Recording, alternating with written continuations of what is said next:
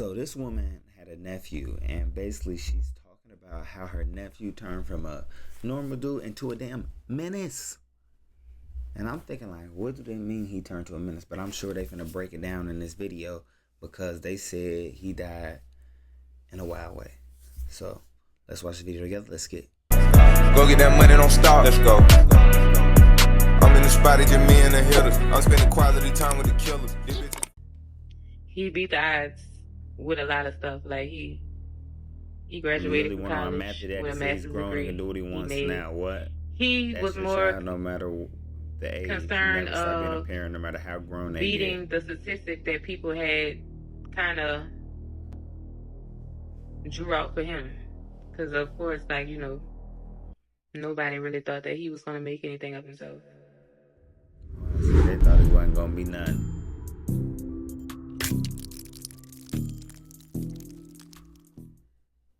She raised him like her own. From the time he was 3 years old, she watched him grow, laugh, love, and change. Jamel Gaudet was only 20 years old when his life was taken. Shot and killed inside a car in Harvey, Louisiana. Another young life cut short. Another family left to mourn a child they tried so hard to save. Where he was gone to know Jamel was to love him.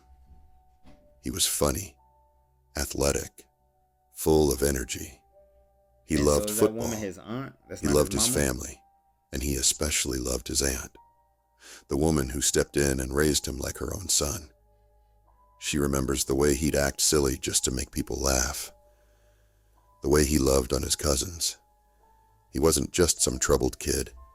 He was a young man raised with care, love, structure, and values. His aunt made him promise one thing, just to graduate for her. And even when things started shifting in his life, he kept that promise. He graduated. With pride.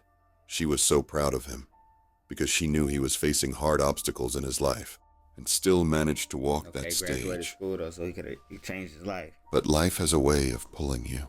Right. Especially when you're young, black, and trying to figure things out in a world that doesn't always give you time to grow. Jamel started changing, little by little. The laughter faded. The calls stopped. He distanced himself from the very people who raised him. His aunt noticed. She saw the signs. I started acting different. He had a whole home, a whole support system, and still the streets found him. Wow. She begged him to come back to himself, but it was like she was losing him in slow motion. His aunt says Jamel knew right from wrong. He just started choosing wrong. She remembers a time she bumped into him at a gas station. Right. As they was talking, she noticed some questionable men sitting in his car, and her heart sank. That's when the rumors started. Street talk started circulating, and her nephew's name was suddenly being brought up in things he had no business in. Oh, he doing? She confronted him, told him straight up that the streets only lead to two places. Yeah. Death or legit. prison.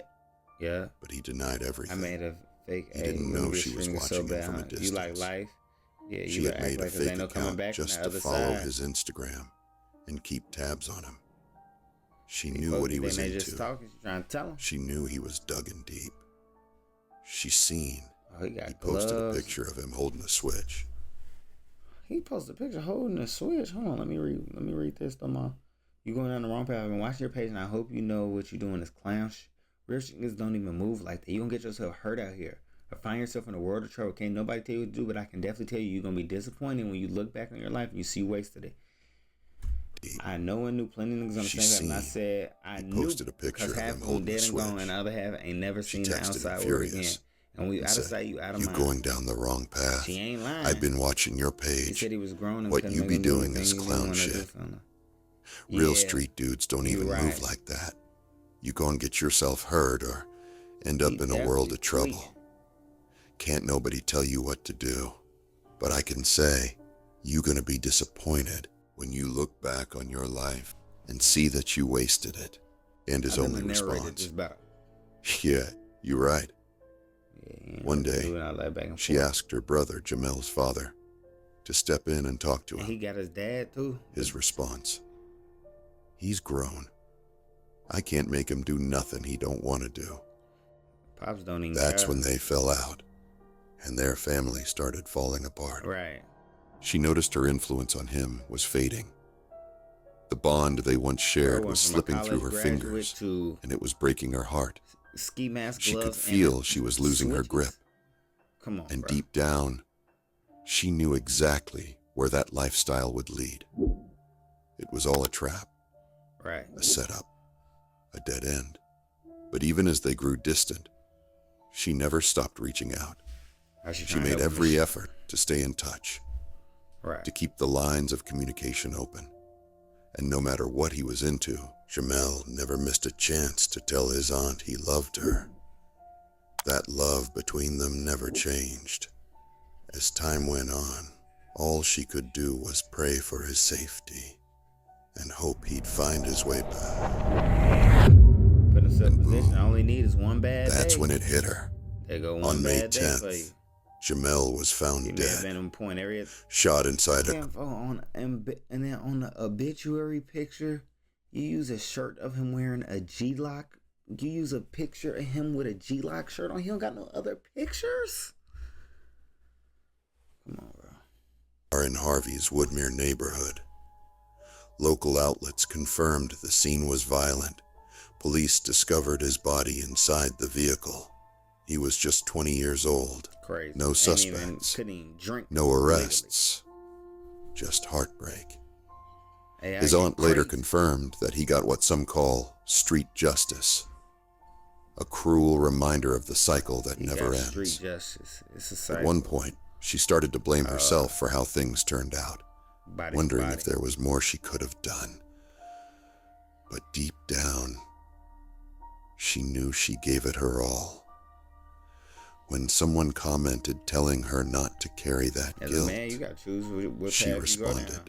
She ain't her fault. To touch on this comment. She gave the advice she could give. Her place. This post is not to place blame on anybody. This post is to spread awareness. It's also strictly my situation that I had with him. It's not to point the finger at anybody or anything along those lines. Because at the end of the day, I mean, we could call a spade and say that everybody could have did something different. The whole entire family on both sides. Everybody could have did something in a different way. And I'm sure everybody probably wished they would have did something different. But it kind of just is what it is. Like, as far as his parents, like, they lost their child. Like, there's no coming back. They don't have a do-over. No change from that. It's over with. All you can say is sorry. And I'm sure sorry for your loss. Every single day. But like I said, that this was not for that. Was by his own choice. This was just a breakdown of the series of events. You don't be wanting to hear nothing until you can't hear nothing. That led up to his untimely demise.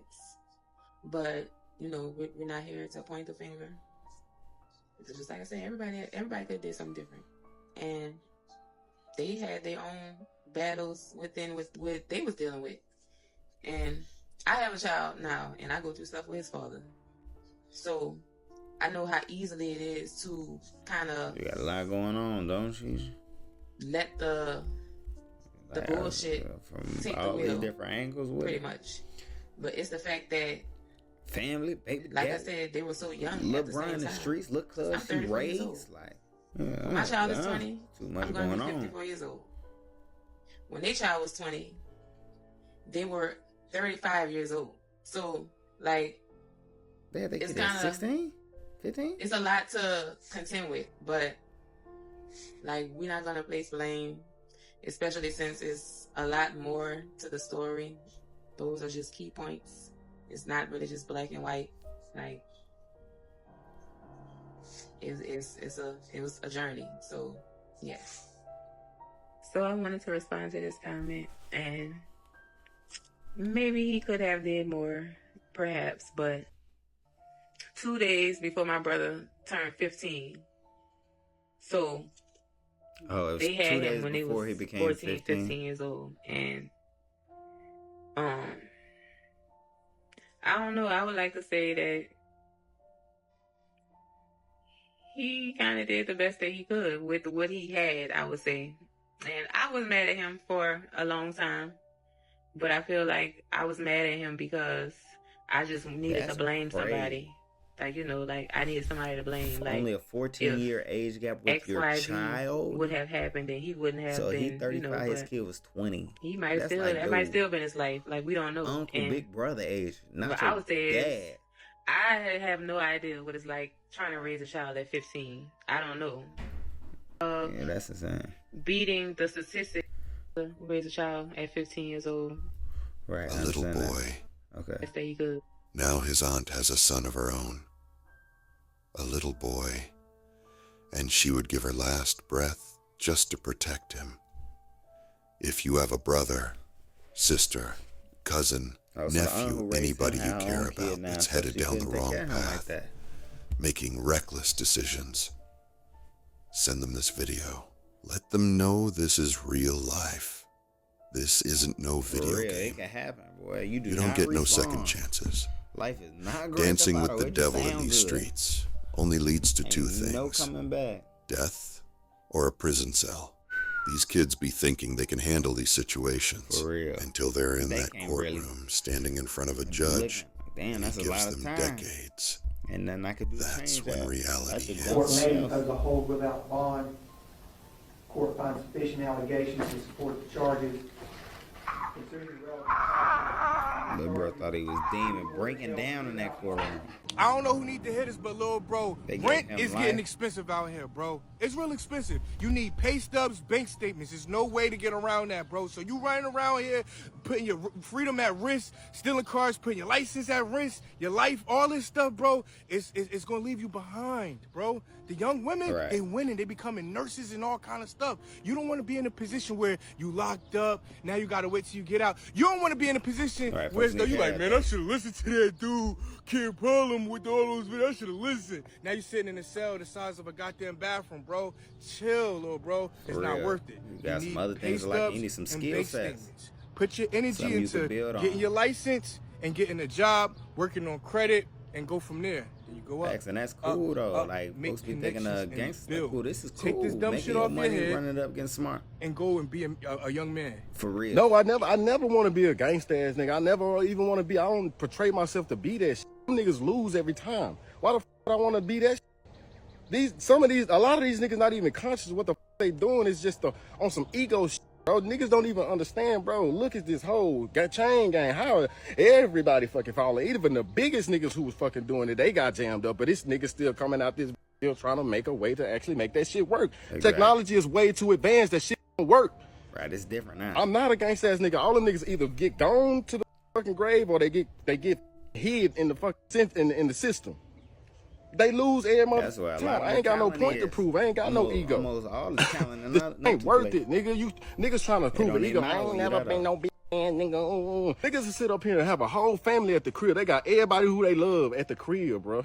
They got daughters, they got kids, they got their mom and dad, they still alive, they got friends, they got other family that they actually really love them, but these niggas are flash out on some shit within a split second without even thinking. And a lot of these YNs that actually do that shit, they don't even think. You gotta understand, you going to the extreme for no reason. You gonna lose everything, nigga. Your family, your friends, your kids, every fucking thing, and nigga, you lost. Ain't your money, all that shit hustle, nigga, all these clothes and shit, nigga, that ain't gonna mean shit when you gone. Literally. And people be praising them niggas like they just be doing some shit. Bro, you praising some dumbass cause these niggas are regretting this shit as soon as they get jammed up on this shit. Right, cause you can't change that. I get so much respect having this ski mask on, man. You hear me? That ain't respect. People, they be calling me bit, bro, holding the door for me while I go inside the store, saying excuse me. Trying not to get to all type of shit. Man, for the life of me, can we stop gassing this young nigga movement? These YNs, this stupid ass shit. Man, y'all don't know these niggas, bro. Y'all see these niggas sucking on nitrous and wearing ski masks and swear to God that these niggas like that. Man, them boy be fragile. Tell them boy put a rod down, put their hands up, watch how fast they crumble, bro.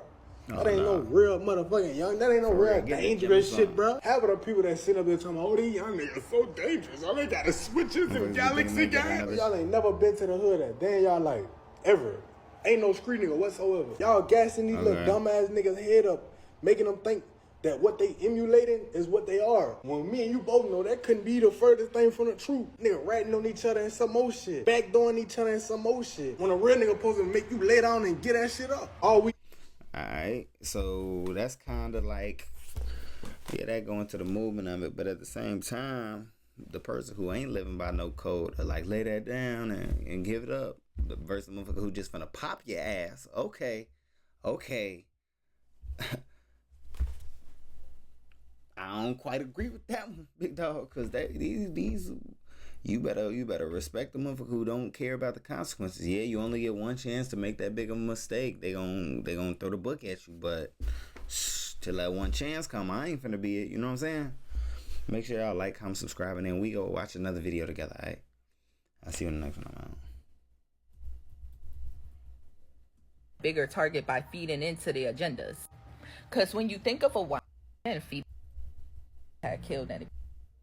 Get in the hood, like boys from my middle school, half of them are freaking addicts, locked up.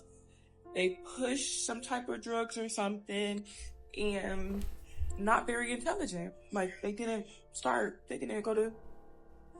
take high school serious and take college serious. Mind you, these boys was in a suburb, grew up in a suburb.